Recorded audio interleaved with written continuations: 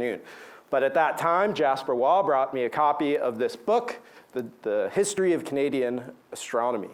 So he told me at that time there was a fellow named Richard Jarrell, and he was writing or working on a book compiling the history of Canadian radio astronomy. And he had collected a massive archive, interviewed dozens of people all throughout the 1990s and back in the 80s. So that was one motivation. He is a motivator. We're going to hear all about Richard's work coming up at the end of this session. And around that same time, well, we started talking to Miller Goss about getting him up here for a talk. And Woody Sullivan, we're going to be recreating this scene during the photos. Both Miller and Woody have written a number of books about the history of astronomy, radio astronomy.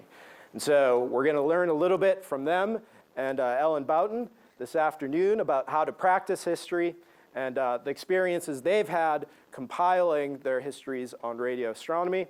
And so part of that is your stories. And so we're going to get to those. And we have a tight schedule. We have 1 minute left in my segment. So in that 1 minute, I'm going to tell you that I've just got a few signs I'll hold up right in front here, letting you know how much time you have left. And when you've run out of time, I'll be standing right next to you to remind you. We all want to hear everyone's stories, so we can't, unfortunately, have each of our stories go long. So including me, I probably have way more than I can fit into my talk. So with that, I'll just say this is what today and the next day is going to be like, because we all have stories, and we're all going to try to squeeze as much in, and it's going to be a whole lot of fun. I really thank you guys for coming. And so the first, for the speakers, I just want to remind you that Dave here, where's Dave? Dave is going to put this lapel mic on you and probably put that in a pocket just so that we can record the audio clearly during your talk. So that'll happen as you're getting ready. I'll set up all your talks, and you'll be ready to go.